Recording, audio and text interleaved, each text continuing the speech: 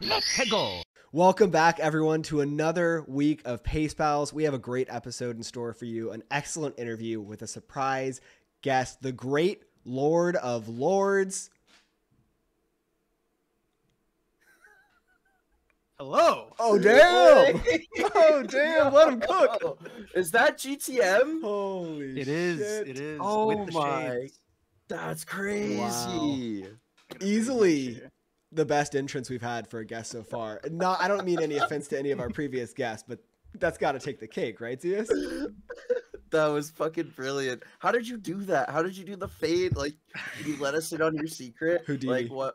Of course. All right. So I thought all of this literally like 2 minutes before Gio sent his message about parking.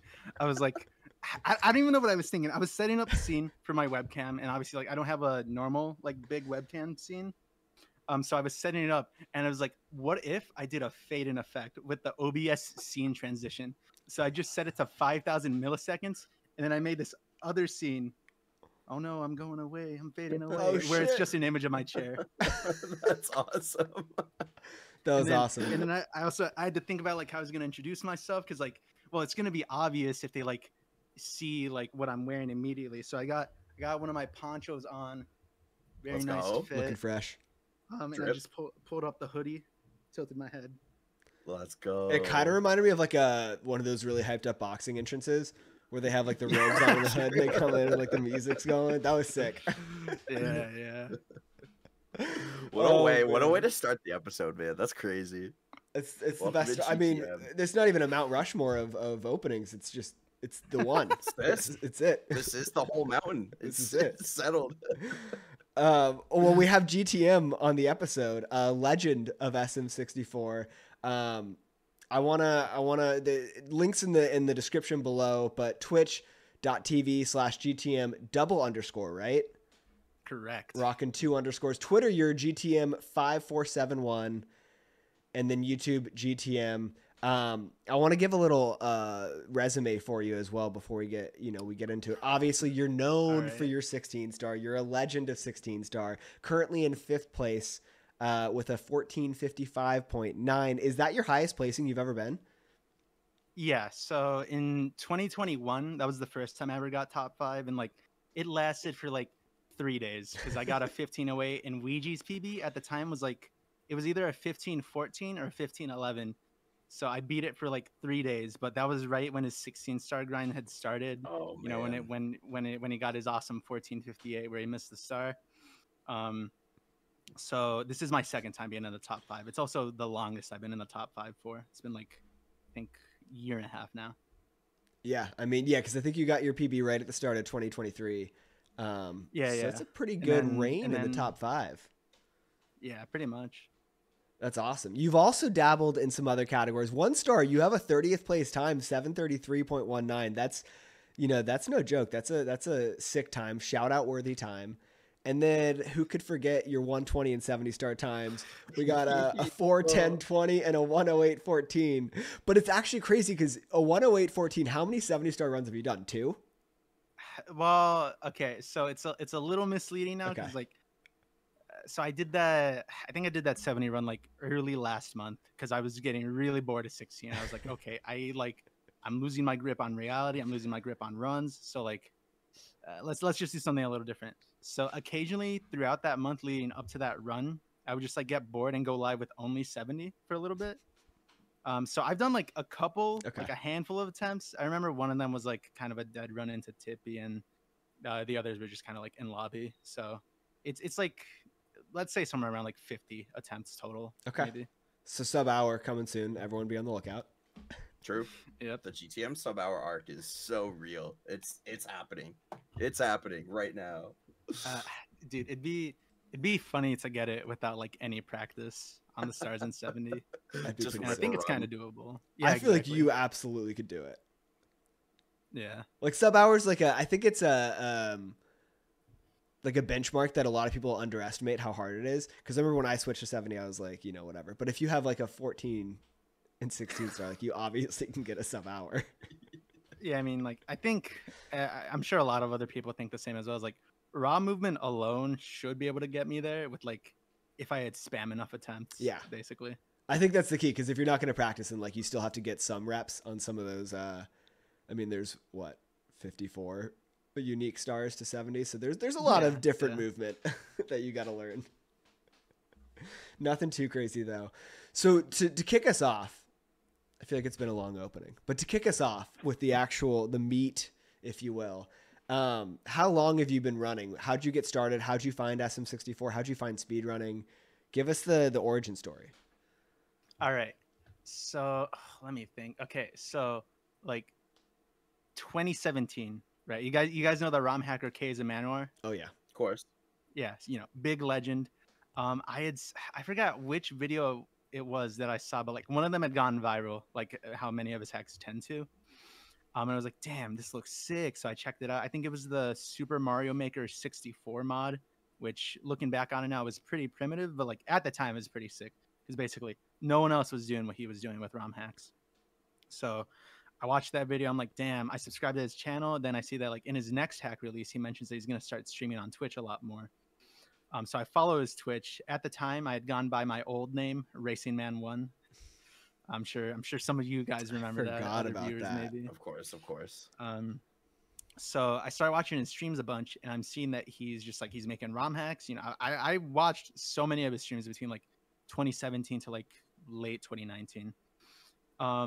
So one time while I was watching his streams, he was developing an update to his Odyssey 64 hack, which doesn't add like the levels from Odyssey into the game, but it was a physics mod that adds Cappy. You can ground pound dive and, you know, all that stuff. But like he coded it in kind of a shoddy way because you could capture just about anything that the game considers an object, including doors. Oh, so while he's testing this hack on stream, I think he captures the fucking, which one was it? The metal door with the moat, but like the water was raised. So he goes underwater, throws Cappy, captures the door, and brings it to dry land so he can walk through the door. So I saw that and I was like, wait, that's a major skip. That's like speedrun potential. So by now it's like maybe October, November 2017. And I started watching him in like June or July or whatever. So I see that. I'm like, damn, that's a speedrun. So then I started like kind of like practicing, but I don't know anything about speedrun. So like I remember the only way I was keeping track of time while I was playing that hack was by looking at my computer's clock. What's more accurate than that? Yeah. So then I'm like, maybe this does have some potential. So I started just like trying to mess around with the hack, figure out ways to like capture doors and all that. And eventually that leads to me like recording my first couple of runs of that hack. And like it was very niche. No one else had really done runs of it. Like over time, after I started running the hack, like a couple other people got interested. So that was technically my first, I guess, foray into speedrunning. Was late 2017, speedrunning that hack. But I think I did like my last couple of runs of that hack, like January 2018, New Year, all that. Then I take a break. Around like that whole time of me playing Odyssey as well, I had started watching a bit more of vanilla Mario 64 on Twitch. I think the first runner I followed was like Cheese in like late 2017, and then damn, someone just popped off outside. Then I started watching GTM was on Weegee. Pace Pals. Yep. They get the live studio feed. So then I started watching Weegee, like March 2018 or something. And that was like pretty much when he started his 16-star grind. At the time, the record was a 1524 by Zaya.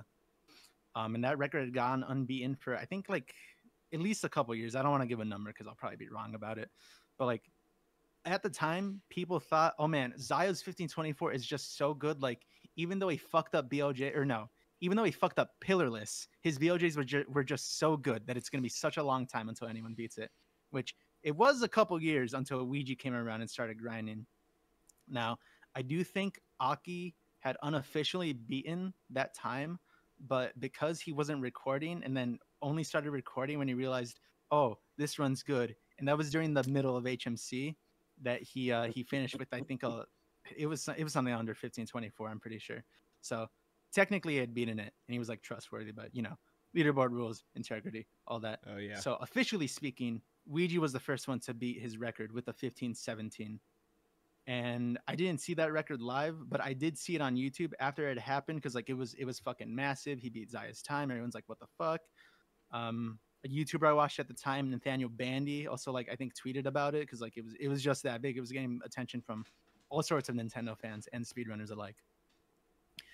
So I saw that record and I was like, I can kind of move Mario. I did runs of that one hack a couple months ago, you know, small leaderboard, but you know, maybe I could try my hand at it. And I was like, I was 13 at the time. So, you know, very young, ignorant, slightly older, still ignorant now.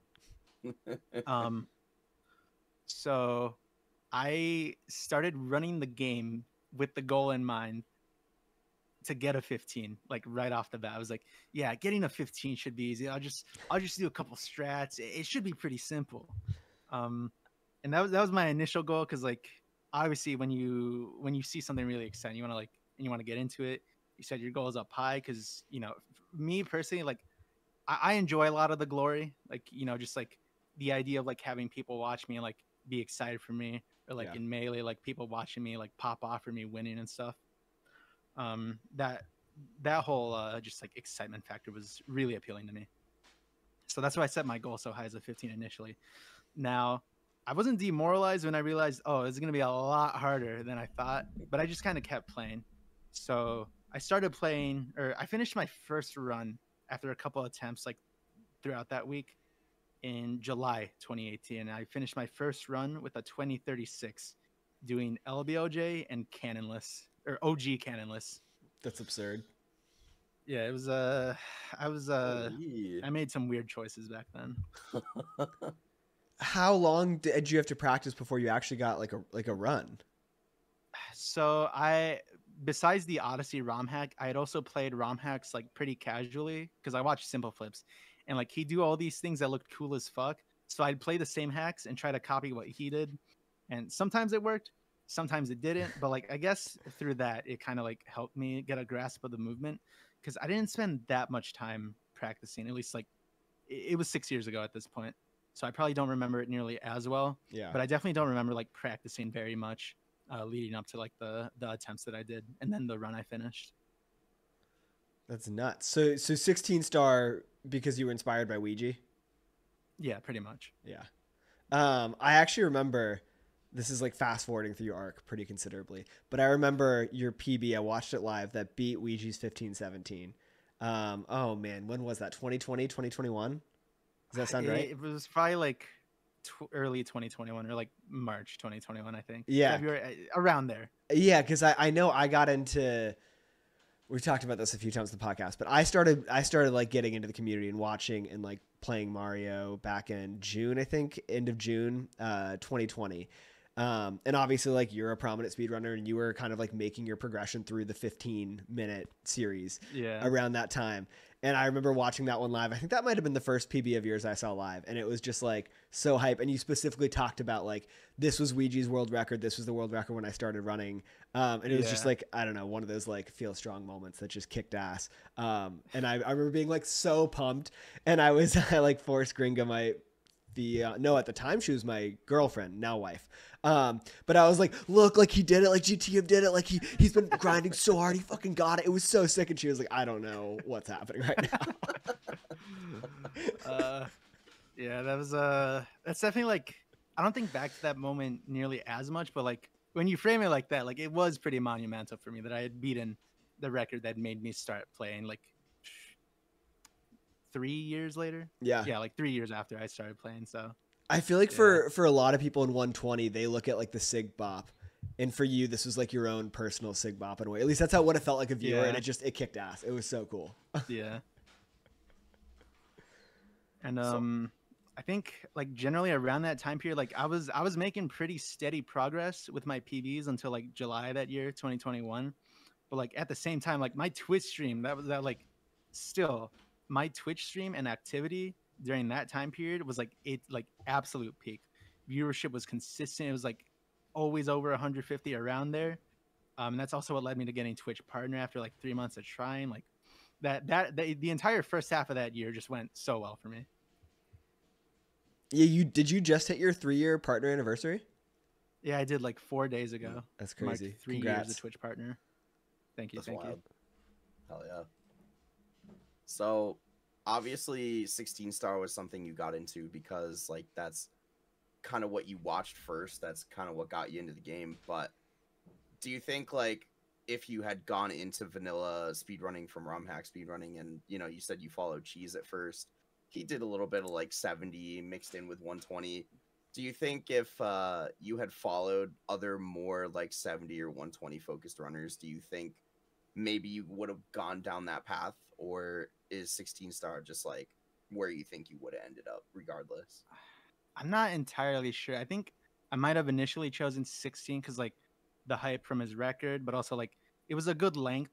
I kind of like shorter runs, and like a lot of the times the fault with like shorter runs tends to be like everything's a lot more hyper optimized, though that's like it's more intense on in a 2D game. But I don't know, it looked fun. I think maybe if I followed like Tago earlier on, I probably would have been more into 70, but I don't know, maybe in another timeline I'm like the GOAT of 70 star right now. So obviously you've been at the top level of 16 star for a while. You know, we talked about earlier, you've been top 5 for a year and a half straight now. This isn't your first time being in the top 5. You had a previous a brief stint in the top 5 before Weegee knocked you out. You got your place back. Very brief. A few days. But what do you think like are the keys to being successful in a speed game like SM64? What do you think are the most important traits to have, whether it's like the correct, you know, mentality you need or like the practice routine? What do you highlight as like the crucial aspects of being successful? It's hard to say exactly because like I don't think there's like one set way that'll work for absolutely everyone. But a lot of the time it just comes down to like stubbornness and how I guess just passionate you are when it comes to playing the game. I think now with players like Suigi and Weegee, like they're obviously pushing the meta more towards like much more analytical heavy styles of gameplay when you're practicing. Cause like starting off, what I think a lot of beginners should do is like they should be very analytical of the game and like understand how every single little thing works, why dust is a good thing. Just like what lines are good to take on each star, comparing videos, comparing your own gameplay, that sort of deal. And that like that's kind of like the fundamental way to like get good is like that comparison, understanding why the game works. And then that extends way further the better you get at the game. So when you're starting to look at X cams, you like essentially you want to go frame by frame, at least in 16. Longer stars might be a bit more of a pain in the ass because you know they're longer and all that. So being very analytical of your gameplay, just I don't know, you have to be very stubborn and you just have to have that passion to keep going all the time. I think in my case, I was just like, it was easy enough for me to like kind of play almost, I wouldn't say like mindlessly, but I definitely just kind of like played. I didn't like analyze as heavily as I am right now whenever I am playing. So you said you analyze more heavily now. What is your process? Like what does that look like when is it literally just like taking, you know, an ideal, you know, X cam or whatever and your gameplay side by side and like actually frame advancing? Or like what is your process? Okay, so not so much with looking at X cams now, because like pretty much all of 16 Star is just like X cam strat compilation, but you have to like be able to do it consistently. So let me pull up a screenshot because this is a realization I had made somewhat recently with my gameplay. So hopefully I can find this kind of quickly. If not, our guy in post will take care of that. True. Yeah. We got a really good post team on this. Big editing guy. Okay, so this is just old footage. But like, so TAS long jump here, I noticed like I was getting it, but a lot of the time I didn't understand why I was getting it, or like, I guess like why it was failing more so. Like I kind of understood like the general way of why it was working, but I thought of a better visual cue. So like you see here where like Mario goes from this frame to this frame, that's like me starting the long jump. Yeah. So I realized that if Mario were to be on this animation, but like on this frame or a frame earlier on this specific red texture, then I'm able to like get the clear this gap a lot more consistently. Oh. So that's what a lot of my analysis looks like. Basically, just like good visual cues to make sure that I'm able to do the same thing consistently. Because if it's a visual cue that's like simple enough to remember, then like next time I'm on a run, and I was on a run recently where like I had just implemented this visual cue. I look for this red texture here. I'm gonna anticipate Mario, and then like by here, normally like let's assume this is my gameplay now. I'm holding Z, and then A on the next frame here, and I long jump off this red texture. So do you like decide what video to look at? You're like, oh, I know I nailed it in this run. Like I'm gonna go analyze this video and see how that worked there, and that way I can copy that going forward. So aMSa, which is like, I think it's kind of dated now. I don't think people use it nearly as much, but like you can install this like instant replay feature. You'll see Liam use it sometimes, Yeah, or other runners. Yep. I just use the instant replay feature, and I look at like what worked, because like it's a lot faster to just like use aMSa. Like I go back, just like go frame by frame and see like what worked, and then I'm like, okay, I'll just try to do that each time. So smart. I need to do that.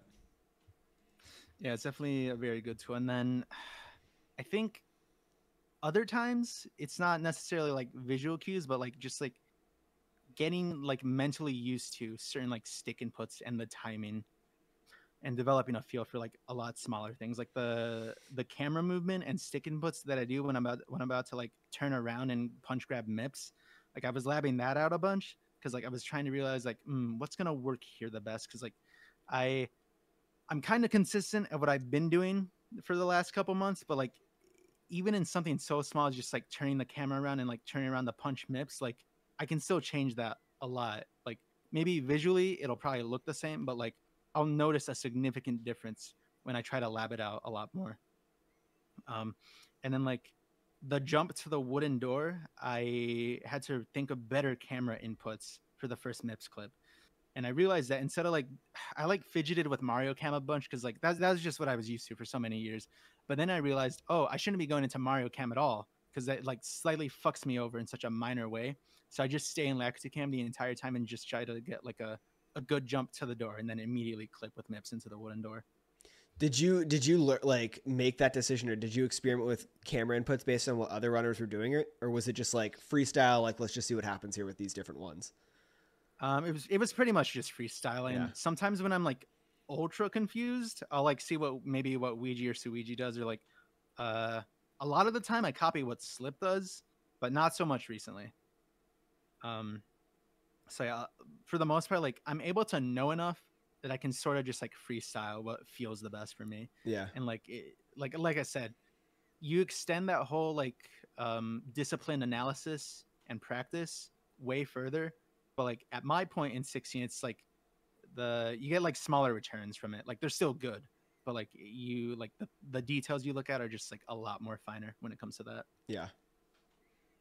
So in this this whole analytical process that you've developed, and you know, reaching a 1455, what has been the most difficult strat that you've had to lab out and use this like analytical process on? Your most difficult, the longest that it took you to like get it down, something that maybe you're still working on. What's been the hardest strat for you? Probably, man, it's kind of hard. I feel like because with this level of 16, after a certain point, you just kind of like you do all the hardest strats, and like you're able to find enough visual cues to like make it feel consistent enough. But, and you know, this probably won't come as a surprise to either of you or really anyone, but it's BLJs, really. So true. Because like, and I guess I can show like another detail of analysis if I can find the video. I mean, from a selfish perspective, yeah, I want to learn from this.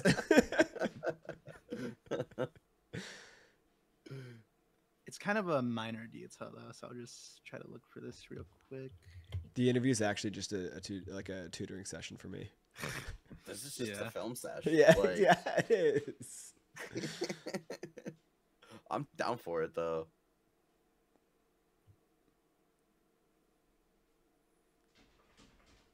Should we do one of those, just like an NFL style film sesh, but just gameplay? Have somebody break it down. I mean that could work, honestly. I feel like it could be kind of cool. I'm not kidding. That could be sick. That would actually be such good content. write this down. We can lab this out. We can get somebody to come in here and give us a film sesh. Zias, you and I can do our review first and like commentate it, and then we can have somebody who actually knows what they're doing just like tell us why we're wrong and don't know anything. It's like, oh yeah, that was really good. I know what he did there for sure. Okay, so this is another video of mine where I like go over just like basic like spacing and camera inputs for BLJs. So there are two options that I do, and these are like I think the most common. Well, I don't know if I should speak for like the most common, but these two choices I have after I long jump here are what I tend to go for. So when you do your BLJ here, what you can do sometimes, or well, what you can do is either like veer really hard into upright notch, so that like Mario, like pretend my mouse is Mario. It's like Mario goes here, and then like he drifts toward the right. And sometimes, or a lot of the time, this can be just enough spacing that like I can clip in to here and get the first catch. The other more common option, I think it's what Weegee still does, is like when he long jumps here, he's gone neutral for a little bit, just so that his spacing is just right enough that he'll land and clip into the first stair. So you'll see me like there. I'm going frame by frame. I adjust a bit, and pretty much I've landed right in front of the stair. So either you... Actually, I think I went neutral here for a little bit. Oh no, I like swiped my stick a bit just to get the right spacing, just barely. It's all very brief and very, I guess, just like feel based. But these are the main two things I try to lab out. Admittedly, I really don't practice BLJs nearly as much as I could.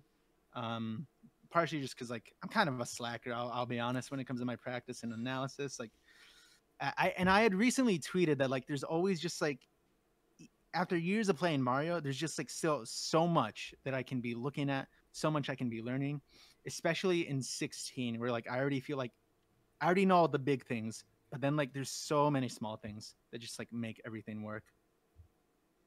So BLJ is definitely still something I need to work on. Definitely need to get better at the rhythm. Do you find yourself doing for that first stair, doing the same kind of like stick movement up to upright every time? Or is it truly like each time you're doing it, you know, generally you need to be an upright, but you're watching and adjusting, you know, at like a micro level to how far you need to be an upright, how long you need to be there to make sure like your landing point kind of hits that, you know, spot where you can clip? Yeah, that's pretty much what it is. Cause like, I know each time I go for the long jump, my positioning isn't going to be exactly the same. Right. So, because like I do my long jump here, but like what if I do it a frame later? Then that kind of changes the way I have to drift into the staircase a lot. Well, maybe not a lot, but like it still like changes it to some degree that like, and I can't speak for this 100%, but like if I were to do the same stick inputs after having long jumped a frame later, or like even 2 frames later, there's a good chance that this probably wouldn't have even clipped in. Right. So yeah, your positioning is always like slightly different when you go for the BLJs, unless you get like ultra consistent. But like in my case, because like I play on Foray, the triggers kind of suck. So like maybe the Z input will come out like a frame later or whatever, or like just like not quite when I expect it. So I get a slightly later long jump, possibly, which adds like slightly some inconsistency. But obviously you make up for the inconsistency by developing a feel for how much you need to drift or go neutral for it to clip into the first staircase. So there's still just like so much analysis that I could be doing there that I just haven't gone to yet because I'm lazy. What's at the top of your priority list for things you need to analyze? Like if you were to right after this, we hang up and you're like, all right, film sesh, I know I need to now. What's the next thing you're looking at? Probably, well, besides BLJs, because I think like now that I brought it up, like I definitely should just work on it more. Besides BLJs, probably fire seat, because like I keep on fucking that up even in practice. I've gotten pretty good at ultimate bits now, TAS long jump and the ultimate ending. I've gotten good to a point where like if I just boot up the console right now and just kind of like mindlessly play, there's a pretty good chance I'm able to just complete it. And like ultimate bits is pretty hard. So in my mind, if I'm able to like get that whole cycle while I'm feeling pretty mindless, then there's a good chance that if I'm locked in, even if I'm nervous on a run, I'm going to be locked in enough that I can still pull off the whole thing with minimal error in a good run. And I wanna be able to take my fire seat to that level as well. It's just like it, and this is more of a mental thing, or I guess just like a personal thing with fire seat. But like, it's so irritating to practice that stage and just be fucking up pole glitch. Because like, if I fuck up pole glitch like 3 times back to back, it's like, well, I know why that's happening, but I've done it 3 times now, and I really wish it wouldn't happen. Yeah. And like, I'm trying to do pole glitch to get access to the rest of the level, but it's irritating when I fuck it up because like, dude, I can't even get past the first part. Yeah. No, it feels like the So most it's like just- basic. It's the first step of ultimate. And you're like, I want to practice the other things. Like I need to practice the like all the. I feel the same way when you just keep fucking up pole glitch, and it's like, this is what's the point of this? Because like I'll go through series where it's like for like 5 minutes straight, it's like I just like am not getting past, or I get past like twice, and it's like, what the hell is the point of this? I'm not having any fun. I'm just getting pissed off. Yeah, but that's exactly where like your discipline really has to kick in, and True. you know you have to lock in with your practice, because if you realize, oh, I'm fucking this up so much, you kind of have to like put your ego aside. Well, maybe not your ego, but your emotions aside to like be able to like thoroughly look at what you're fucking up, and that's how, in my case, you figure out another visual cue. True. Instead of just kind of like relying off muscle memory and feel, because muscle memory and feel can take you far in a lot of cases. And I'd say like for the first couple of years of my career up to like maybe 2021, 2022, it was definitely like I was just kind of working off feel and vibes basically. But now I got to analyze a lot more heavily when I'm making mistakes, because if I want to keep on improving, if I want to stay in the top 5, I really need to nail that shit in. And like staying in top 5 is like, it's like, it sounds cool, but like at the same time, like I'm kind of iffy with where I am with my Mario runs, because it's just like, you know, sometimes I'd rather do something else, or like I'm not feeling it. So like if Trey were to bop me tonight, which isn't even that far off from reality, let's be real, he's like 2 frames slower than me right now. I probably wouldn't care as much, but like once I get like that big fire, that big passion back for 16, or just Mario in general, like I'll definitely be hammering in that more disciplined feel of a practice. But like for now, I don't want to like, I'm not trying to stress about it too much, you know, because like with my current play style, like the last couple sessions I've done of runs, I pretty much practice 2 things: salt class and some BLJ warm up. That's all I do, and then I spam runs, because realistically, if I can rely on my muscle memory enough, then I just need those 2 like majorly inconsistent things to be consistent enough for a good run. And I was in the practice VC the other night. I was just doing offline runs, which like I never do, but like I think Emmy had joked to Sabo about doing a 120 run, and I was like, wait, I can just do runs offline, because that's not really a thing I do. I was just like, you know, I always stream my runs. I don't really like, it's not a problem. But then I was like, oh yeah, I could just play offline. So I would say, and it was like a 1-hour session that I did attempts, and I got like a 12:45 fire C. You get like a 2:06 ending, which like isn't that hard. It's like decent enough BLJs, and then like a decent enough Bowser without any like major mistakes. You go kind of slow. It's like I don't know, what's 45 plus 6? 51. That's a good time. That's like a 14:51. That's like a pretty solid PB. Shaves 4 seconds more or less. But I didn't warm up. The only things I had warmed up were salt class and BLJs, and that's just my current play style right now, because it's a lot less mentally draining to just like practice those 2 things and then just kind of spam runs, because like I'm not like mentally committing super hard. So that brings up kind of a different topic too. I mean, you did take an actual break for a while, right? Yeah, I did. And now you're obviously not like on the grind, so to speak. Like it's not like you have this set in stone goal that you're, you know, it's like the most important thing to you. Like you in your own words, you know, you don't have that big passion right now. Is this kind of the first time, this break and then this like lack of that big passion, that you have felt that way since starting runs, or is this a feeling you've had before? I definitely say it's probably like the big, like I wouldn't consider it burnout, but it's like, you know, after, well, this started like 5.5 years after I started playing. Now I'm like approaching 6 years at this point. After 5 years or 6 years of like persistent grinding, it's like, you know, you can't keep the flame lit completely, but like it's still there, I would say. Yeah. So I definitely say this is probably like the most like uninterested I've been in Mario. Not to say that I'm not interested, because I am interested, but like the passion, the flame just isn't there. And I would attribute maybe like part of it to like, so like after Pace Summer last year, I got like, well, I wouldn't say depressed because like I don't have depression, but like I was pretty bummed out because I just had like one of the greatest weeks of my life. I just met all of my internet friends for the first time. It was like the highest high to the fucking lowest low, basically. Because like I go back home and like I don't really like all my friends. They all graduated high school. They all went to college. Like I have a couple friends that I still knew or still know that are still in the town I live in. But like I don't know how to drive yet. I don't have a job. Like basically, like in a sense, I kind of have like zero future prospects while I'm here. Not to say that like I can't just like go out and get some, but like after Summer Pace, I just felt like, man, it's so boring. I literally do nothing all day. Like I've just graduated high school and like I have all this free time. I've always wanted free time to grind Mario. And it's like now that I have all this free time, I'm like, well, I don't really feel like playing. Yep.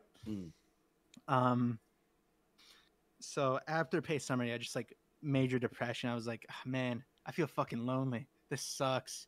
And that just kind of like killed all my passion for doing runs for the most part. Like I still streamed occasionally after, but it just hasn't been as consistent as it used to be. And then like over the next couple months, because like this lasted for quite a while. Like I was pretty bummed out. I was pretty demotivated. Like I talked to Gothic. You know, he's kind of like my mentor in a lot of ways. # Gothic season, by the way. Big Gothic season guy. Allegedly. I talked to him. He was mentoring me, and then we decided because like, so Milo had a DM'd me and a bunch of the other 16 guys like, yo, we're doing this LTA Pace Fall. You in? And I was like, hell yeah. So I was like, you know. So at the time, Weegee said he wasn't gonna do it, and I was like, wait, if he's not gonna do it, then I got a chance at winning the big money. But unfortunately, he ruined all my hopes and dreams. Weegee, yeah, and he decided to compete. Come on the pod. Settle the beef. Because like the original roster was like everyone who had signed up but Weegee, and instead it was Cheese, but he was getting pretty bad hand problems, and he decided to dip out. So they asked Weegee again. He was like, yeah, sure. So, but that was like pretty much right before Pace that the roster had changed or something. I don't remember exactly, but at the time I was like, okay, so Weegee's not competing. I might have a decent chance at winning this. And I was telling all this to Gothic. He was like, solid idea, isn't it? And I was like, yes, exactly, Gothic. So and around this time, like, I don't remember exactly when I first started talking to him about it. Maybe it was like 2 months before Pace. But like, I was just kind of like ranting about him, just kind of like going on and on about like optimal practice, like what's good for me. Like, you know, it's just good to have all your ideas out there in writing, not necessarily like getting immediate feedback or good feedback. Not to say his feedback wasn't good, but like I was just kind of rambling to be like, yeah, isn't it, mate? So eventually all that rambling leads to me being like, okay, what if I spend the next month either playing almost every day or every other day, and I'm trying my absolute hardest to just like analyze and be efficient. So like all of October, that's pretty much all I did. Like that's probably the most I had streamed in a long time. It's still the most I've streamed since then. So like every other day I was just streaming Mario. I was getting runs going. Like I'm pretty sure I finished 2 14s that month. They weren't PBs, but like, you know, finishing a 14, like, you know, you finished a 14. For sure. Exactly. So I was pretty confident with how that entire month went. I got in a bunch of PB pacers, like, excuse me. For the first time in a while, I had felt like, damn, I'm actually playing pretty well. Maybe I am back. Not that I was ever gone. So yeah, after October, I had felt pretty confident going into the Pace. So yeah, that's probably like the hardest I've grinded. But then the cycle repeated where like I have an amazing time at Pace, and then I'm just bummed out for months afterward because I'm not with my friends anymore, and it's like, so that's kind of where I've been the last couple of months. Like, it wasn't as bad the second time around, but like I realized like I don't really have to like force myself or tell myself to do certain things as much as I thought I have to, because a lot of the time I'll tell myself that like, yeah, this is what I should do if I want this. But like subconsciously, and I'll realize the subconscious thing in my heart later. Subconsciously, I don't really want to do it, but like I'm still doing it. And like in my head, like it's not, this is another subconscious thought. It's like, well, I don't really feel like doing this, but I'm still doing it. But then it just becomes a drag. And then eventually I realize, oh wait, I don't have to do that. So it's a lot of back and forth in my mind, conscious and unconscious thoughts. That's kind of how I felt with grinding in Mario. Basically, it all ties back to me just like not having like quite a fiery passion at the moment. So how do you combat the post pace blues? Shit, I don't know. You tell me, bro. I haven't been at pace. I don't know. I haven't dealt with it. We're still trying to figure that one out, man. Yeah. Just like look back at photos that you took, talk about with your friends about next space. True. I've done that a handful of times, but I mean, I don't know. I guess the Kraken VC is pretty good for that. A lot of Mario runners there. They're like, you know, they're chilling. They're practicing. Sometimes it's word games. Sometimes it's not. I guess like it's not necessarily like tuning out the thoughts, but like I don't think about it nearly as much if I'm just like doing something that I also enjoy, which is like currently like my main thing is Melee right now. Besides Mario, so I just play a bunch of Melee, and like just like Melee, like that game has like over 20 years of a competitive history, competitive meta. There's just like there's a lot of depth. You know, it's a fighting game. There's so much to look at. So, and I'm like pretty average at Melee right now. So there's always something new to be working on, or like at the very least, like even if I'm playing mindlessly, like at least it feels kind of fun because I can kind of like go for like some ideas I have or something I've practiced that I want to go for, even if it's mindless play. So I guess Melee in a sense helps to remedy a lot of the post pace blues. I'm sure we'll touch on Melee a little bit more in a bit because I feel like there's some good stuff to dive into there. Yeah. But you know, competing at these live events, is it like what was your first live event like? What was that experience like for you? You know, how different is it compared to just doing runs? Like, how much does that change for you? Like, what's the live event experience like for you? So okay, so competing in a live event, okay, so whenever I get anxious for basically anything, like or like nervous, it's mostly like nervousness, but like, well, I guess they're kind of synonymous depending on the context. But like, I get really fucking nervous for like just like any sort of big event. Like the first time I was flying, I was super nervous, and every time I'm nervous for something like that, not runs, surprisingly, and thank God, every time I get nervous like that, my body's like, all right, it's time to empty your bowels, and it's the most inconvenient thing ever. No way. I have to, and I just a lot of the time I just have to hold it in. Like, you know, I'm proud to say I'm able to hold it in. Let's go. But, yeah, but like, so I don't even remember how much sleep I had gotten the night before the LTA. I think it was probably enough. I don't remember feeling like shit for the 16 LTA, but being on stage, like the first hour, it was pretty rough. Oh yeah, another thing is my hands, like my fingers specifically. I feel like shitting myself. My hands, both of them, my fingertips are so fucking cold to the touch. And that's really annoying and inconvenient when I'm trying to hold my goddamn controller. Yeah. So like, and I'm kind of like, I wasn't like super shaky, but like, so first hour of the LTA, I get on stage. I have to walk up carefully because like I don't want to do like any sudden movement and shit myself. And like I'm trying to play, but like my hands are cold. But then like an hour passes, and like I just kind of look around and I'm like, damn, this is cool. Callie's on my right, Tag's on my left. I'm just fucking chilling here for like the next 7 hours. So once that feeling set in, it was really easy. Just like getting runs out, and like I think pretty much everyone there was either listening to like music on their phone, or they had their headphones plugged into their monitor, but I wasn't. And I'm gonna be honest, I don't know what got into me, but like I was just able to tolerate the commentary the entire time, the entire day. I guess it got kind of easy to tune out. But yeah, so I'd say the hardest part about entering an LTA and having to compete on stage is really just like that first hour or two. Because once you like get comfortable enough, you realize, oh, hey, I still have several hours to do this. And in the case of 120 players, and I think like it's going to be Gothic's first time competing live in anything ever on stage.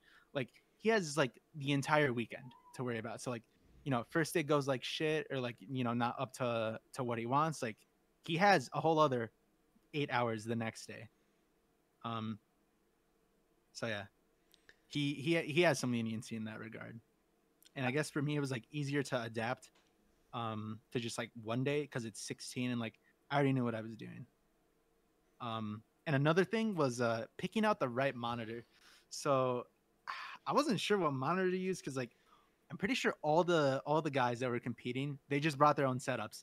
And I was like, dude, I'm not bringing my fucking giant ass monitor onto the airplane in a carry-on bag. It's probably gonna fucking shatter. And that's like, you know, that's a big money loss. Yep. So, and I decided to go with a big gamble. I was just like, okay, I'm going to find a monitor before the LTA. And that's what I did. So I played on a Sony PVM CRT. It was pretty fucking nice, I'll be honest. Was that like, weird playing on a CRT? You played on a CRT versus like normally you're on a monitor? Yeah, exactly. Like, let me make sure this doesn't show anything. So like, this is my monitor right here. Yeah. I show the rest, but like my shit's kind of a mess right now. It's like actually, okay. Well, there's my, yeah. I need to clean that. Wait, how is that adjustment though? I'll get into that in a second. Okay. So this is my. I feel like that would freak me out. Awesome monitor. Nice. It's a high-end gaming monitor that I only use for playing Mario. As it was designed. Exactly. So I had to test a couple of CRTs in the venue. And then I landed on the PVM because like the PVM's always been like a dream of mine to like play on. And like I played on it Pace Summer a bit. Like it just like it looks cool. It's like a high-end CRT monitor. Like it does RGB, which I don't really care about. But it's like, you know, it's a cool thing to keep in mind. So I just chose that one and I realized, wait, this latency feels the exact same as my monitor. And I was like, baller. So I got pretty lucky. It was a pretty big gamble. Paid off. Fortunately, it paid off. Let's go. Yeah. I want to go back. You mentioned Gothic. I thought it was interesting. And this can kind of be a nice segue into like a pace analysis. But you mentioned Gothic and how it's his first time playing live. We talked to him about that a little bit and, you know, kind of how that may impact his performance. But it's going to be interesting, too, because Gothic is also one that his first runs in each set of qualifiers were his best ones. I mean, he was hot out of the gate every time. So I don't know. Do you have any thoughts on like how those two kind of seemingly contradictory pieces are going to play out? Like, do you think he'll still could be hot out of the gate? Do you think the nerves will kind of, you know, I don't know, make him play on you know, sometimes when you play with like a certain level of nervousness, you're almost better because you're so locked in, you're so focused on the small details? Or do you think it's going to kind of outweigh the his ability to start out in a really fast way? It's going to be pretty hard to say because like I don't know if he has like a lot of social anxiety or not. I mean, I imagine he probably will because it's his first ever live event. Nobody's ever seen his face. Yeah. Nobody's ever like, I doubt like very few runners have even met the guy in person. So like, it's like going from like being home all day to like being smack dab in the middle of a giant social event. Yeah. So I think that adds another layer, and I don't know where exactly like his whole mindset is with that, but that might impact how he plays a bit. I'm not entirely sure. Another thing that might affect him is like, so this time for pace, they're like, so you know how like the setups were like facing away from people? Yep. This time they're going to be facing the crowd. So I don't know if that'll make him more nervous, but like, I mean, me personally, I wish they did that for the 16 LTA because that sounds boss as fuck. I want to look at the crowd, bro. What the hell? But that might make him a little more nervous and shit.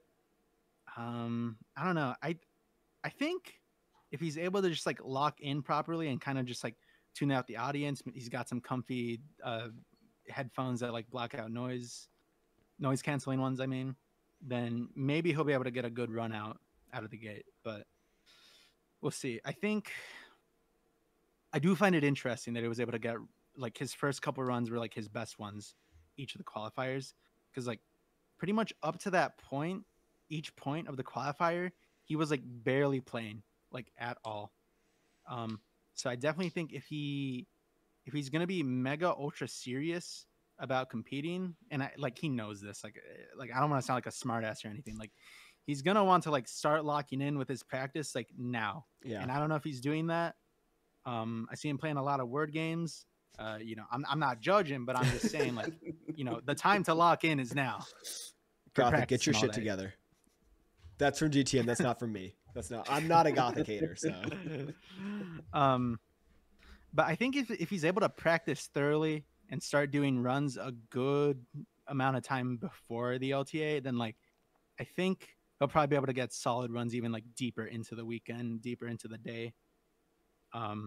But it does help that if his earliest run is his strongest, then like it's less stress on him, obviously. For sure. It kind of sets the tone. Takes a lot of the nerves off. The worst thing you can do is like on your very first run, have a lot of mistakes early because it's like, oh shit, you start to doubt yourself and it crumbles. Yeah. It's also interesting. Like, I know like early on, like he finished his first run pretty early, but like around the other attempts besides his finish run, like he was getting pretty solid runs for having not played for a pretty decent amount of time. So like imagine how good will be, I should say, because #Gothic season. Mm-hmm. Imagine how good he's gonna be after he just grinds the shit out of practice, stage RTAs, is back to runs. First time in another continent, he just shows up, gets a good run right off the bat, and just like keeps on chopping off that time, bro. True. Because limited practice, good run at the start, thorough practice leading up to it, good runs all day. That's what I'm thinking. I already said it would be the perfect culmination of Gothic season to PB at pace. Dude, that's on recording, so not a Gothic hater. Beating the That's the dream. That's the dream. If Gothic PBs, are you gonna like run up on stage and get tackled by like Milo or something? Yeah, me, Emmy, and Sabo, we're all gonna go up on stage. I mean, honestly, they can't really stop me. I'm like bigger than Milo. They don't really, like who's gonna stop me? They're gonna see a guy, luscious locks of hair, sunglasses. Like, they don't want to fuck with me. It'd be a horrible PR move to do that, in my opinion. True. Yeah, exactly. Are you thinking about doing any comms at pace this year? Oh yeah, I'll be doing more commentary for sure. Honestly, nice. Like no shade to any of the other commentators, but like I'm really only interested in commentating with Xoofey, and like if there's a third guy doing like that'd be cool. But like I'm most interested in commentating with Xoofey, just because like me and him, we go way back. Like pretty much the only reason I would say I have like a pretty sizable presence in the community is because of him. Because after the pandemic had started, he started streaming a lot more because everyone at the time indoors, not much to do. So I just started watching his streams a bunch. I probably missed like less than 10 streams the entire time he was actively streaming. I was always in chat. And whenever he stopped streaming, I was like, and this was when like my motivation was like at its absolute peak. Like he'd stop streaming and be like, and then I'd hop on my stream and start doing runs. And like this is when my sleep schedule was still good. Like I woke up at like 7, 8 a.m. every morning. I'd wake up and be like, damn, Xoofey's not live.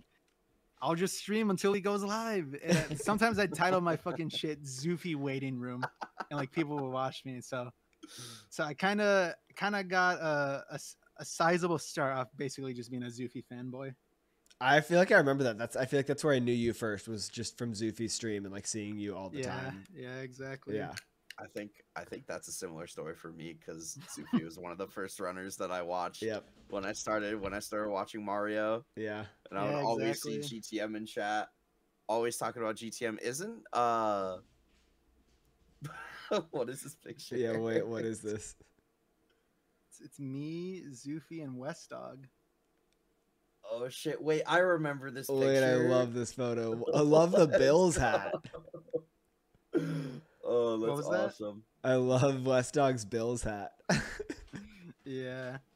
And then, you know, I just want to make a quick point to check out the drip, the Mario Kart bomber jacket. Yeah, no, the That's jacket's sick. crazy. That's dope. Do you still have it? The patches, love Yeah, it. I still have it.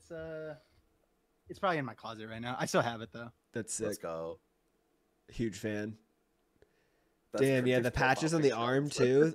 I love that. Where'd Yeah, you it's get pretty that sick. thing? They sell it online That's, and also at the Nintendo New York store.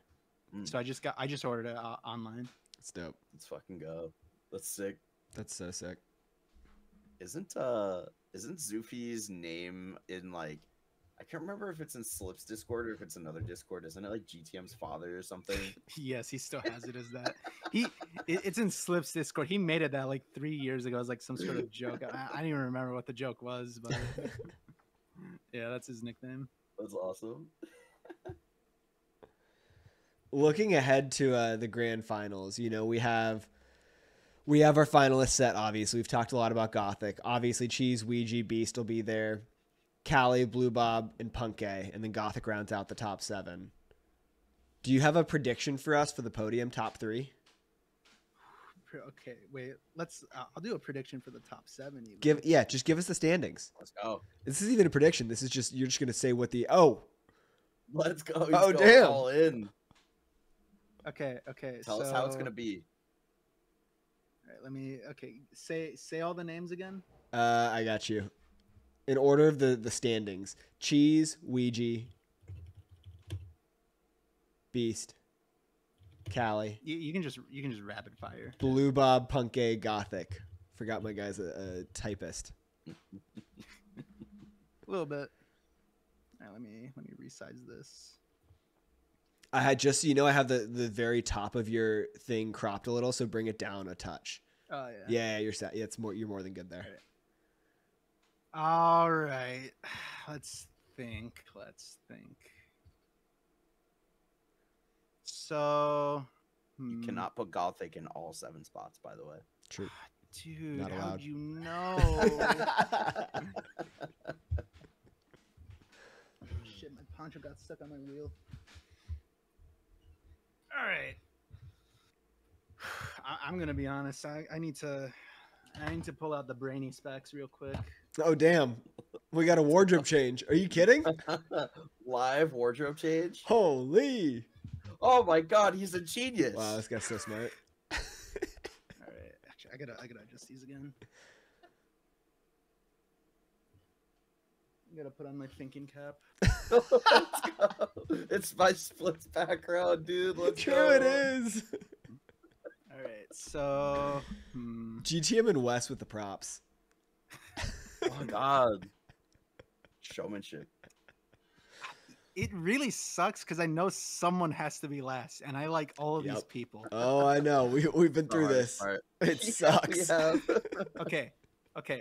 I don't think this is like the most controversial guess, but like let's all be real for a second. There's a pretty good chance Weegee just takes all the money because like first 2 qualifiers he pulls up 136. He doesn't even have to compete for the third one. And it was like a 130. Like I don't even remember how much he was grinding during that. But he just pulled off the 136 and just fucked off for the third one. I mean, if he wants to play, it's his to take. Yeah, honestly, yeah. So let's say he gets like a 137, maybe 36. We're getting He's, like, times? Unreal fucking predictions. I'm obsessed juicing. with this. Oh, shit. Well, This is more don't- detailed than don't- we ever got. Well, look, it's just a vague range. Wait, I gotta. Wait, I thought this was. I thought you were how do I- giving exact frame counts. I gotta make the color better. Or Make it like background yellow color. or something. What the fuck does background opacity do? Oh, that works. Perfect. That actually does work. Yeah. All right, GTM's and doing all then- my editing work for me. I Right know, now. this is crazy. Amazing. Yeah, this is something that our post guy could have done. All right, so let's think. Okay, I'm gonna be honest. did you guys see my tweet where I talked about goat cheese? No. I don't think so. Okay, so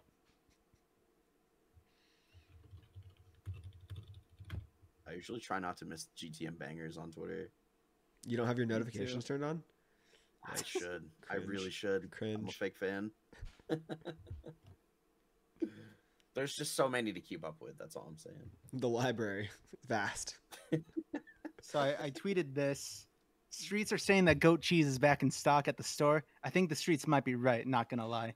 And that tweet was about cheese because like he's been like, I'm sure you've all seen it. Oh yeah. Last couple weeks, or I mean even just like this week, yeah, he's been popping off. Yeah. He's been doing like almost like 4 or 5. I think recently he did like an almost 8-hour stream where he was just doing 20 attempts and shit. So I think there's a good chance that either if Cheese keeps this up and hand pain doesn't fuck him over, excuse me, we either see Cheese take first or take second. Yeah. And like let's be honest, we all know Cheese has like some bullshit plot armor device going on. We all acknowledge it, but I would say recently it hasn't been like as functioning, you know, because like he still gets pretty solid times at the LTAs, but like we haven't seen him like take first in quite a while. Like, and you think the most notable instance of his plot armor, you think of BTR 2020 when he got the first verified 138 live. Yeah. And I think with how he's been playing recently, there's a good chance we even see him get his first 136 live. That'd be sick. Pace.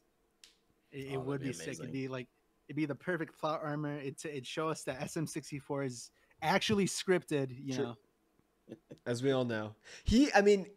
I will say, like, he's been having insane pacers, and he's already been consistent throughout this whole thing. I mean, I know Weegee didn't have to do runs in the last series, and so like obviously that affects the standings. But Cheese did still end up in first place overall. Like, it's not like he's ever stepped down. You know what I mean? Like, I think we're just used to him being literally world record or just behind it. That like we see him where he is now, and it's like, oh, like he hasn't been his plot armor. I don't know, man. He's still like top of the game basically. Yeah, he's still like he's pretty much a fucking baller. Yeah. Always has been. True. So, I think third. Can you spin the hat again? Of course. Really get the thoughts going.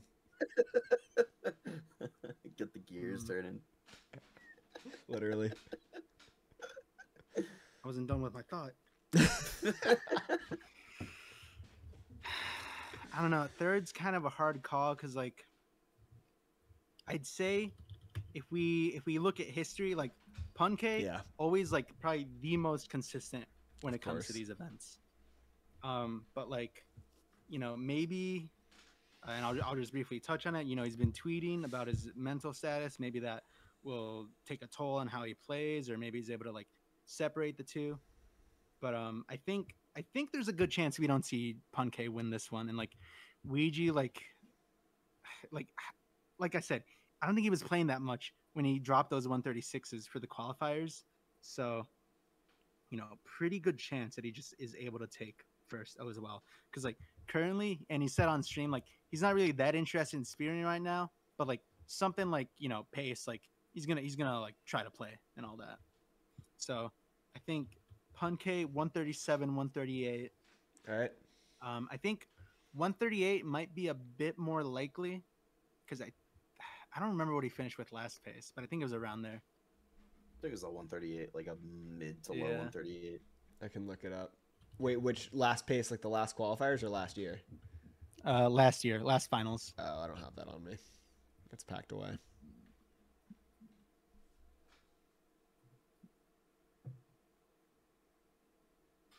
So now we get into fourth, and this is where like it gets very, very interchangeable. Oh yeah. But I do think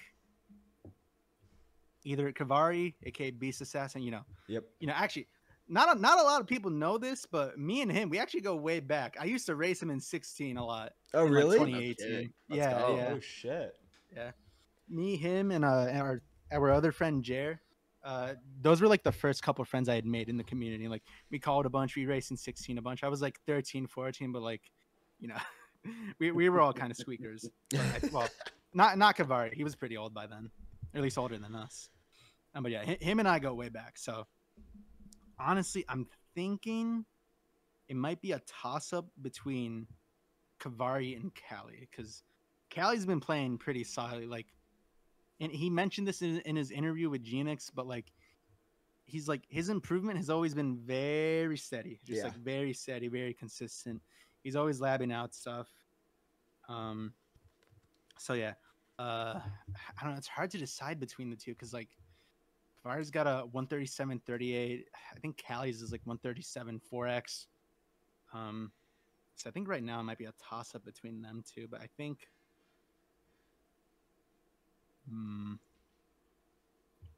Let me busting out a calculator, crunching the numbers.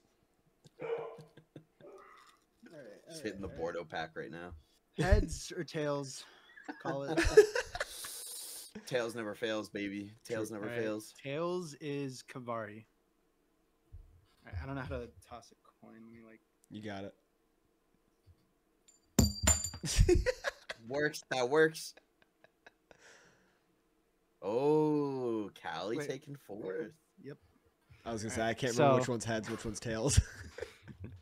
So Cali.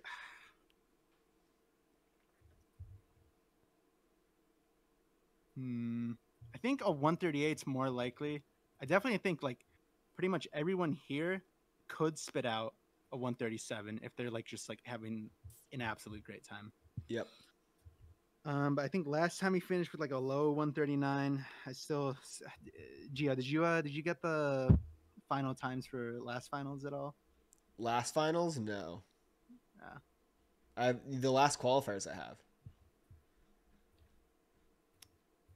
Should get last finals. I know. I have them on a literal physical legal pad that I wrote down with pen and paper because I'm old, and it's in a box right now somewhere. Oh, damn. I know. Well, we can just like operate off guesswork anyway. Like, all right. So then that leaves, I guess, Kavari as the follow-up. I don't know. I feel like Kavari and Cali, they're just so close in time. And like, I remember Pace Summer. I think he finished with like a 140 or 141. Like, that was seventh place. Like, it was still pretty hype. And also, it was his first event. And now this is like, is this his third one, isn't it? Third live event? I think so. Yeah, he did fall, right? I'm pretty sure he did. Yeah. So I think by now he's pretty much used to it, just like everyone else, because everyone else here besides Gothic has done a live event now. Yeah. So I'd say they're probably like on pretty even ground, both in PBs and like in experience. Like Cali's done 4 live events now. Kavari's done 3, but you know. All right. So then my boy Gothic, my boy Morsky, a rabbit king himself, Gothic Logic. So I'm going to be honest, 4th, 5th, and 6th, I think they are all very interchangeable. It's like way too hard to call it accurately. But I think these 3, like, it could be anywhere. Now, I'm going to hope that that Gothic gets 4th or even better. But, you know, like I said, first live event could be difficult. Sure. I don't know how, like, thoroughly he's practicing at the moment. But, you know, I'm a Gothic season believer, actually. So let me just, like, adjust this real quick. Oh. Well, like I said, they're all interchangeable. Right. Cali dropping to 6th. Damn. Look. No, hey, look, I'm reading the words in front of me. I don't know what you want me to do here. That is true. But like, it's just hard because like I know all these runners pretty well except Punke. So like it's just like I don't want to hurt their feelings, but at the same time, it's like this is pretty fucking stacked. I'll be honest. It's a stacked fucking lineup. Like, so I mean, look at these top 6. We got Weegee, Cheese, Punke, Gothic, Beast, and Cali. It's an insane lineup. And then who does that? Yeah. Who are you picking to finish just completely in last place? Who are you going to be entirely unimpressed by? Again, just reading the words on the page here. Adding anything. There's no editorialization. He's going to absolutely choke at pace. Look, all right. I'm a very big Blue Bob fan. Blue Bob. You don't think he should even come? Oh my gosh. That's so mean. Oh, dude, like, it's... Wow, I do want to point out Blue Bob is a guest. He's a friend of the show. Well, like, you know, Blue Bob's a friend of mine, but like it's very stacked. Like realistically, I think we'll probably see everyone finish like under 140 or like low 140 and better. But Blue Bob will be the slowest of those 7. I'm just trying to make sure I follow. Look. Look, think about it this way. You know, Blue Bob, friend of the show, dear friend of mine, known him for many years. Like, if he sees this, it's just going to motivate him. He'll be like, ooh, yeah, bod. Reverse you know, because he's Canadian. Great. Yeah, he's going to be like, zone. he's going to be motivated. Yeah. And he's going to be like, well, I got to prove him wrong. And then, you know, he shows up and gets like a 136 first run on the first day. Who knows? That's a great spin zone. That's actually the same angle I took with the Gothic allegations. That's smart. I respect that. So, yeah. I think like assuming Gothic is able to like tame the nerves of like being in a social setting, because like he's going to be there at pace all week and stuff. So like by the time the weekend rolls around, he's probably already used to the social setting, I'd say. So he's used to the social setting. He hops on stage. The only thing he'll like probably be nervous about is like being in front of people, which is like my experience as well. And it's like Callie told me when I first got on stage for the 16 LTA, I was like, man, I feel like shit, bro. I feel like I'm going to shit myself too. And he just told me that like, once you get used to it, you realize you're around your boys, it's smooth cruising. And he was right. It was smooth cruising. It's like, true.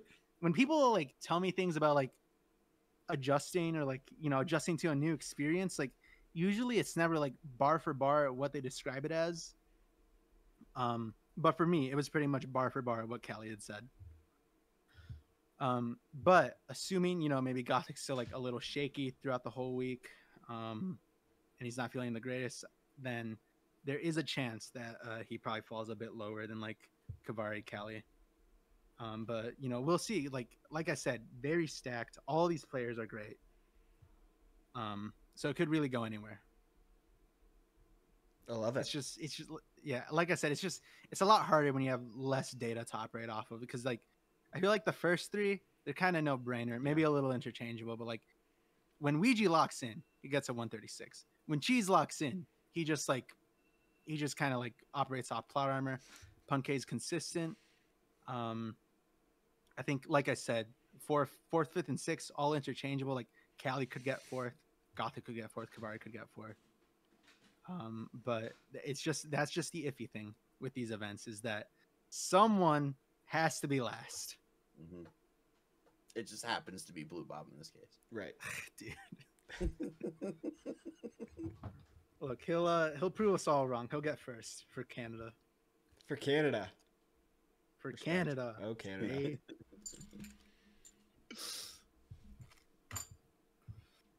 So those are my awesome predictions. There it is. Not even predictions. That's just fact. That's just what's going to happen. You just leaked the script. Shit, maybe I did. Jesus, be pissed. They're gonna sue us. Now I should also mention, like, I'm pretty sure Blue Bob's been doing way more runs than Gothic has. Like, Gothic hasn't even done a full game run in a long time, which is why I said like since the last qualifier, I'm pretty sure. So like he needs to lock in like now, or you know, maybe the actual results of top 7 will look a lot different than this. Gothic, get your shit together. Let's go. Get your shit together, man.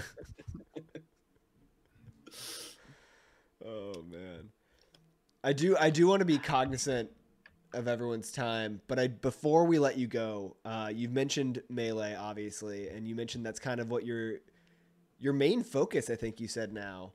Yeah, pretty much. What's going on with Melee? Tell us how'd you get into it? What characters do you play with? I don't even know the question. I'm not a Melee guy. I'll be honest, hand up. I'm very bad at the game.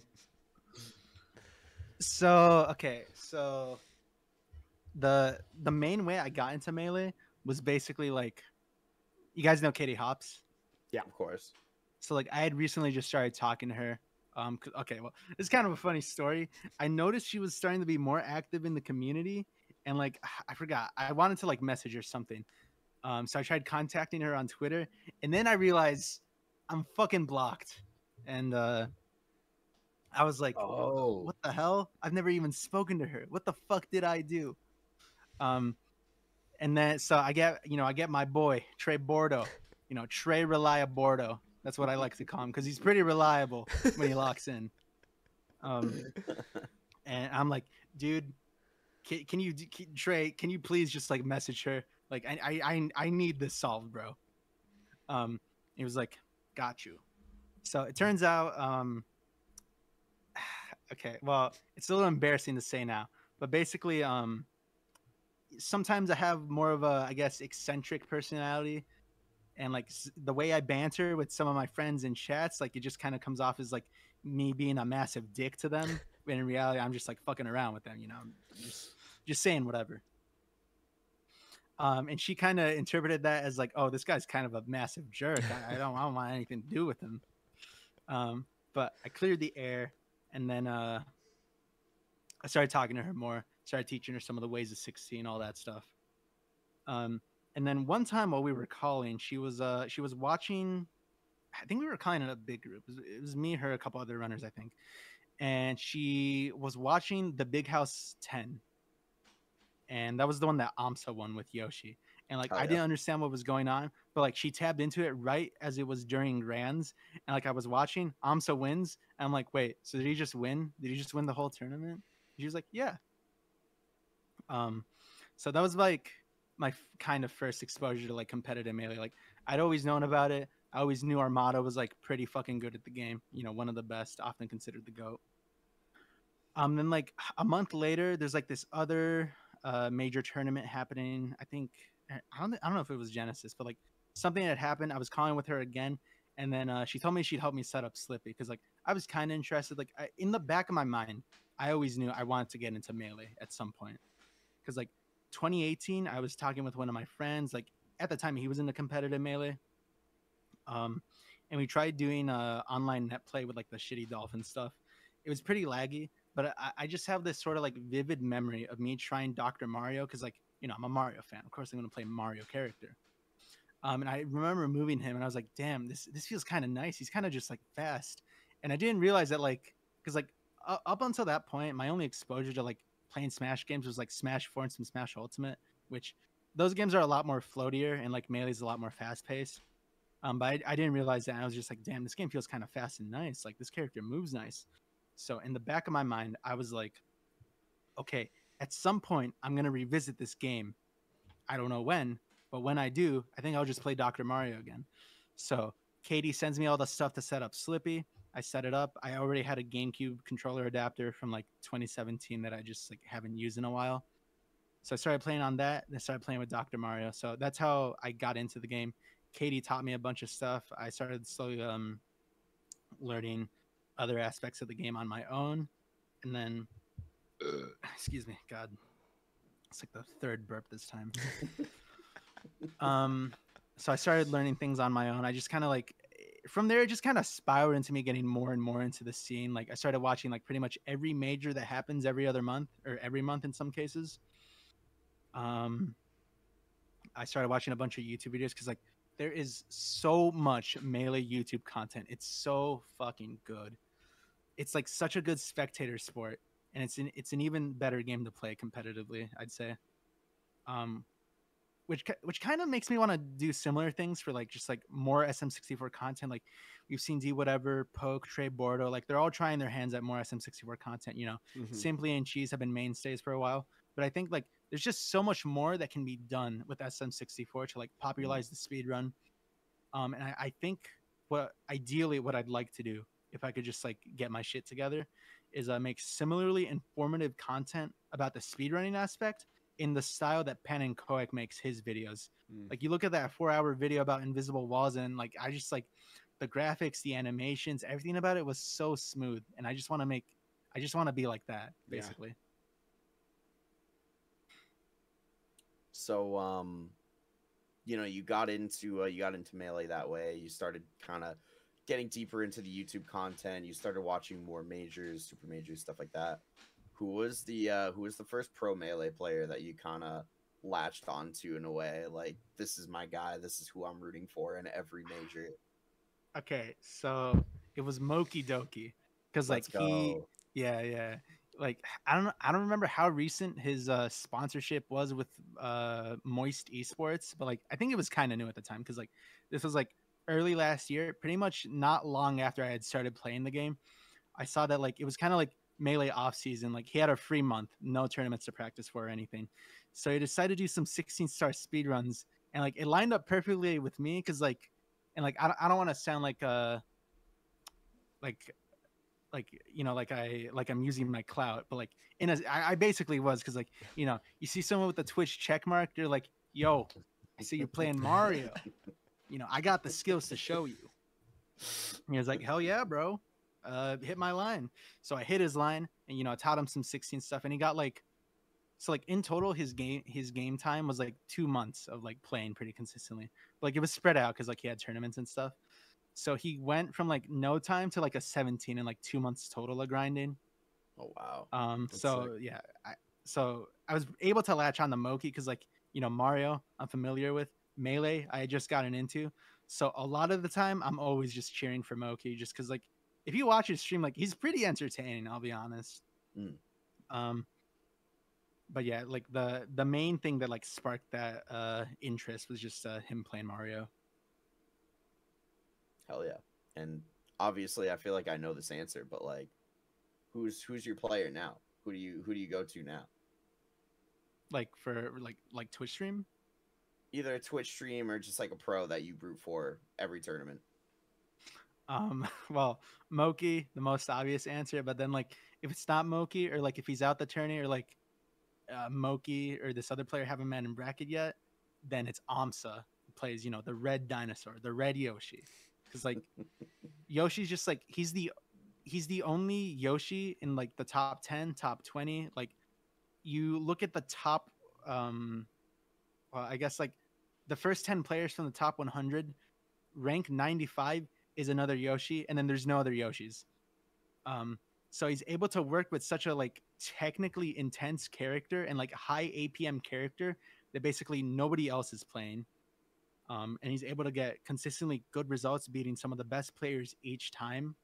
And like to me, it's just like it's kind of like he's just saying like fuck you to the tier list and like the perception of characters, and how like other people view like I guess like inferior characters that like aren't like the top tiers or what people call the meta and all that stuff. So that's why I cheer for aMSa as well as Moki. It's like he just works with a niche character and he does it really well. Yeah, just working with what you have, honestly. It is it is super inspiring, honestly. Just to like know that you can take something that other people are kind of doubting, and if you grind hard enough, if you lock in hard enough, you can make it work and beat some of the best players who have ever touched the game in one of the biggest settings. So it's crazy. And you can like definitely my goat. Yeah, you really can go like super ultra far, because I think like a lot of the people, they view like the best characters as like the end all be all, which like obviously like end all be all at the end, yes, when the game is like so incredibly optimized.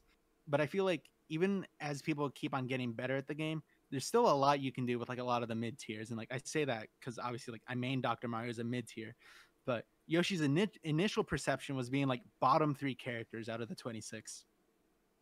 And he was able to elevate Yoshi just like by pretty much like, I don't know if it was other people also helping him push the character, but what it looks like is like he was able to take a bottom 3 character and put him into like the argument for like top 8 or top 9 best characters in the game that are all like considered to be capable of taking a tournament on their own. So yeah, if you're really good at the game, you understand like just fundamental things about fighting games, and like character choice doesn't necessarily always matter. True. Yeah, GTM recommended me a very good video by aMSa. If you have 50 minutes that you can sit down and watch it, it is the aMSa Yoshi documentary. Incredible video. Highly recommend if you haven't seen it already. Yeah. You don't even have to really be into Melee to really get what's going on, because aMSa does a very good job at just kind of laying everything out and explaining everything. It's just an amazing underdog story, really. And like, it's incredible. The last like 10 minutes of that video, the music choice, like everything about it is just, I love that video, dude. It gets me pumped every time I watch it. It made me want to go play Melee. Like right after Exactly. I finished the video, I'm like, I want to go play Melee right now. Exactly. So have you like competed at any point in Melee, or is it just kind of playing casually, like ranked on Slippy, like? Yeah, I've competed a bit. So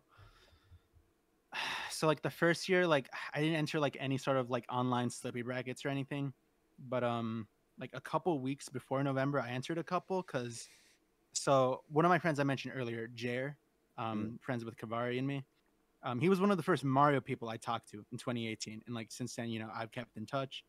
And like he hasn't really done any Mario runs in like the last couple years, but like I always knew he was into Melee. So like sometimes I'll hit him up to play, and we both live in Michigan. And in Michigan, every year there's the Melee Super Major called the Big House, which is also, you know, the one that aMSa won. So a couple months in advance, I was like, you know, now that my parents have let me go to Pace, and I can like, it's like my parents are kind of iffy about like me hanging out with people I meet on the internet, but Jer had gone to Summer Pace as well. So I got a photo with him. I was telling my mom like, hey, I really want to go to this video game tournament that's in Detroit. And at first, like they were like, you know, they're kind of old and they think Detroit, you're going to get shot. But it, you know, but it was downtown Detroit, which is like pretty fucking safe. Yeah. So I told her, showed her the photo, and she's like, I'll consider it. And then eventually they're like, yeah, okay. So nobody was able to drive me to Detroit because like it was a pretty long drive. So I just took a bus there, which was like, it was still pretty long, a bit longer than going through like just car, because like, you know, the bus has to make stops. But eventually I make it in a city near Detroit. My friend picks me up. And we go to the Big House, and like it was pretty chill. So I did compete in that tournament as well. I wasn't just a spectator. And, you know, I went 0-2 in bracket, lost both my games, out of the tournament, you know. Let's go. Yeah. But it was still a fun experience. And like, so by this point, I had already like made my presence as a Mario 64 speedrunner that's gotten interested into Melee pretty known within that community. Because when I had first gone to the venue to pick up my badge, they're like, player name? And I was like, GTM. And they're like, oh, you mean like the Mario 64 speedrunner? Oh, and I was like, yep, that's me. That's so, kind like, of sick. That was pretty fucking cool. That's so cool. Yeah, exactly. Like they recognized me off name alone. Like, you know, I was my name was making the rounds little by little. Pop the collar a little bit, like, yeah, you know, that's me. Yeah, you know, I'm great. The GOAT. The GOAT. Yeah, so it was also funny because like on my Start GG profile, I have my name listed as just GTM because like I don't like having my personal info really on like anything ever. So the guy at the desk was like, well, it just says your name's GTM, so here's your fucking pass for the weekend. So yeah, and then the rest of that tournament was also pretty cool because like I got to watch all the best players play live. I remember I stood behind Moky as he was playing one of his pools matches. He was playing against Salt. She's a good Captain Falcon, man. I think she's like top 10 or like fringe top 10. And like after Moky had won, like I was kind of like pretending to be like not like an annoying, but like a silly Moky fan. So like he wins, he turns around, I'm like, yay, go Moky, go Moky. And he just kind of like laughs it off, and then he introduced me to Salt, and Salt was like, yeah, I know who you are. And it's just like, it was pretty fucking cool. Shit. Yeah, she knew who I was. Damn. And then later on, I see Moky again. I'm like, hi, Moky. And he was talking with Cody. And like, you know, Moky introduces me to Cody. He's like, oh yeah, I've heard of you. So like, you know, a lot of the pros in Melee, they kind of know my name. They've seen me around. Maybe they don't know exactly who I am, but you know, they heard of me. That's huge. So basically, you're gonna be a top Melee player one day. Yeah, I'm gonna become the first Dr. Mario to win a major. Let's go. It starts here. It starts here. Yep. And then I was watching this HBox set against Aklo. I think it was streamed somewhere. I don't remember. But I was watching this HBox set next to my other friend who had also gone with me to the major. It was Jer's friend Byron. Hold up. It was his friend Byron, and then this other guy walks up to me and he's like, "GTM, you're in the Melee?" So like he recognized me off face alone. And I was like, "Hell yeah!" Like this happened multiple times throughout the whole tournament. So like it was pretty good for my first in-person tournament experience and also my first major tournament experience. And then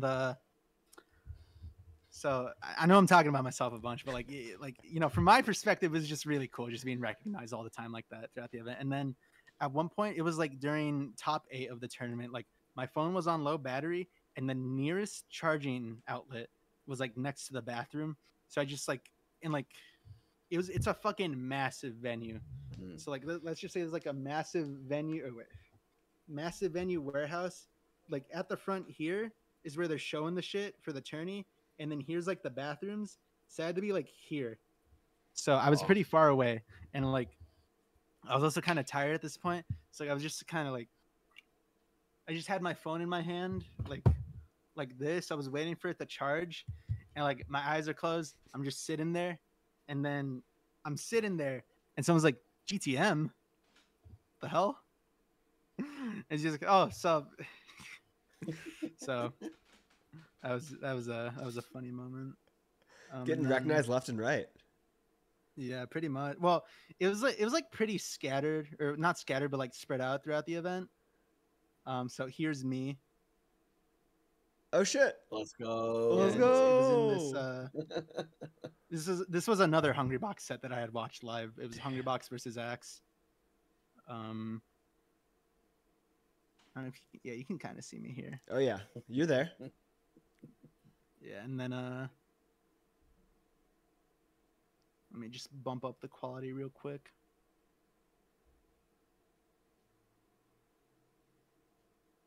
I was pretty fucking upset that that Hungry Box beat Axe, because it was a super close set, and Axe had like just started like introducing Fox to play against Jigglypuff, because like Pikachu versus Jigglypuff, you know, Pokemon battle and Smash, Pikachu loses pretty hard in that matchup in this game. So yeah, and then here I'm like, what the fuck am I even doing? Am I on my phone? I think so. Yeah, you're definitely just chilling on your phone right now. Yeah, I'm just kind of doom scrolling mid Scrolling Twitter.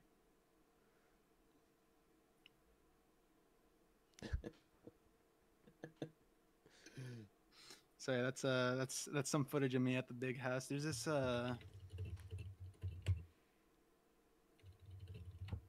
other part where you can kind of see me, but it's really hard.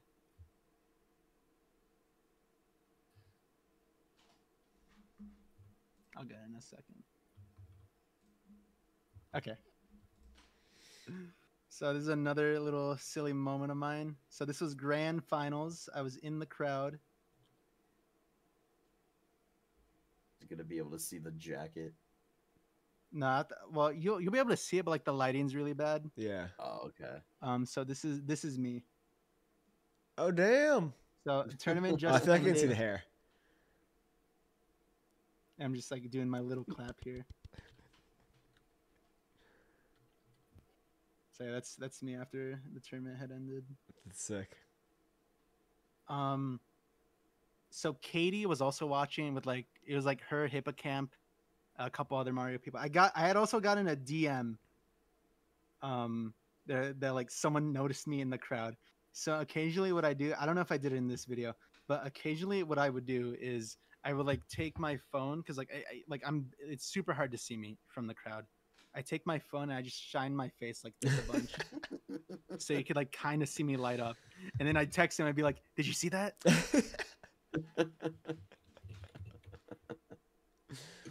So yeah. Man, I really want to go to a live Melee event at some point. Yeah, you definitely should. It's pretty awesome. If there's ever any like, I don't know if there's any majors or any major tournaments that happen in Massachusetts or on the East Coast, but I would totally pull up to one. There's a good few on the East Coast. I don't know about Massachusetts specifically, but like you should definitely get into it if you want to. Hell yeah, I would totally do it. Sounds like a good time. The future for Z gaming. Hell yeah, dude. The melee arc. That can be your melee alter ego. That could be my melee. That could be my melee tag. Z gaming. Z gaming. Oh my Zamis. God. Zamis. I was like 2 seconds away from joining this like only noobs tournament. Like 2 seconds away, but it was on such short notice. It literally started like today, I think. So yeah, I mean, well, I think they do it like weekly, so you can just go to the next one. That's what I heard. I might have to. I'll probably get my ass kicked because people in those tournaments probably know some tech. But it'd be fun. Yeah. Got to start somewhere. Exactly. Well, listen, GTM, this has been awesome. We do have one final question for you. We ask. All right. We change it. The basis is the same for every interviewee, for every guest we have on here. Are you familiar with the Mount Rushmore concept? Yeah, I mean, top 4. Who are your top 4 SM64 runners? You know, I just want to give myself a quick pat on the back. Oh shit! Oh, you know, I didn't invent the concept, but 2021. Wait, this is GTM. okay. So we got to see what your Rushmore was in 2021. It was yeah. So Siglemic, Circumark, D whatever, and Cheese. Circumark's interesting. Is it the same? I don't know. Honestly, it's hard to say now because like, okay, so let's think George Washington equivalent is like Siglemic still. Okay. Well, if we look at it from like an objective history perspective, then yeah, Siglemic would be like a lot of people's like George Washington. But for me, I got into the game mostly through Weegee getting the 16-star record. So I'd say Weegee's on my Mountain Rushmore. Yep, that maybe Cheese, because like when I first bought my console setup, I asked him what controller he was playing on, and said he was on Foray. And I looked more into the Foray, and like at the time I was playing on a GameCube controller, so I was like, oh man, yeah, look at their joysticks, they're so similar. Yep. So I was like, okay, I'll just get a Foray and start playing on that. So Cheese is the only reason I play on Foray. That's so funny. So yeah. So he kind of had a pretty big impact on me in that sense.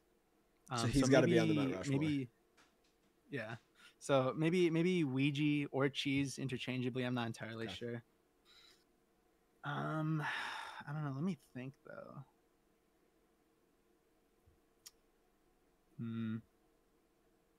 Honestly, it's hard to say. The person who replied to you put Man of Steel in their SM16 part. Yeah, I mean he's definitely up there. Let's be real. Mine's just actually 4 different Man of Steel accounts. So let's just put Weegee here, and then who'd be the next person?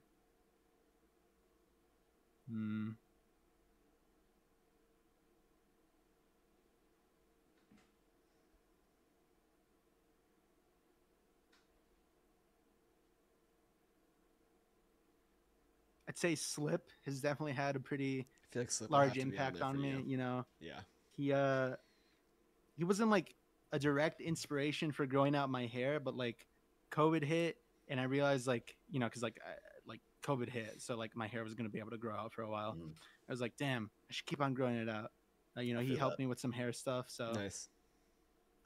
Yeah. Then so yeah, Weegee, Slip. Who's gonna be Roosevelt? I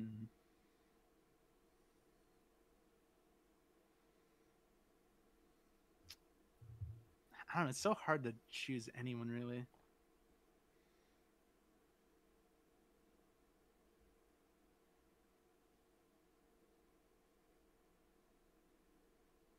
I guess Cheese gets to go on here. Okay.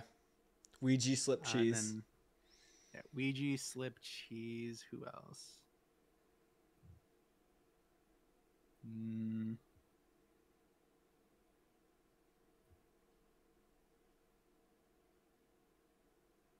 I'd say Circa Mark. Circa Mark. Because if you think about it this way, like he and aMSa are pretty much the only reason the Usamune ROM exists. Yeah. And with the Usamune ROM, you're just able to practice so thoroughly. Like, you know, anyone who knows anything about SM64 speedrunning knows about the Usamune ROM and just like the sheer impact it's had on both like community culture, practice culture, and the game at hand.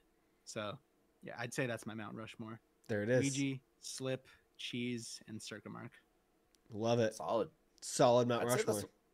I'd say that's one of the more diverse ones that we've had. I feel like a lot of them have shared a lot of runners, but that's the first one that Circa Mark's been on. And I think it's Slip's first appearance too. Also true. Yeah. Yeah, well, you know, I'm a pretty big fanboy. Pretty much everyone I listed, so there's that. For valid reasons, though. I feel like it plays. Yeah. Well, this was awesome, GTM. Thank you so much for your time. This was incredible. It was great having you on. We're excited to see how those predictions play out. The script that you leaked. You know, Blue Bob. That's for Milo's going to be pissed about that one. Yeah, Milo. We're going to hear from Milo about the leaked script. We got a whole bunch of issues coming out of that, but it's fine. It's fine. It's fine. Pace is going to be great. We'll handle it. This is the last episode of the show. We're shut down. No, but this is awesome. We'd love to have you on again in the future. I hope are you going to Pace? Yeah, of course. Oh yeah, you're gonna try to do comps. That's right. I hope you have an awesome time. I hope you fight off the post Pace blues. Thank you. Yeah, and I hope you keep kicking ass at Mario or Melee, whatever you put your energy into. Yeah, well, I mean, thanks for having me on. Really appreciate it. You know, I really wish there were more like Mario 64 like centric podcasts because like, you know, it's just kind of fun to like yap and get my thoughts out there because when I say the thoughts, I think, oh, well, these are just things I thought of plenty of times before. But a lot of the time, I don't really get my thoughts out there. So, you know, it's nice to speak about it with others. Hell yeah. This is it. This is the place for you to just do a thought dump. Next time you have like a build up, just let us know and you should come on. Yeah, I'll let you know. Next time the new community drama drops. Yeah, perfect. That's ideal. All right. Thanks so much, ETM. All right, well, I'll be Thank off. you. Oh, The exit. Oh shit. Oh, it's daylight. And it's the sun rose again.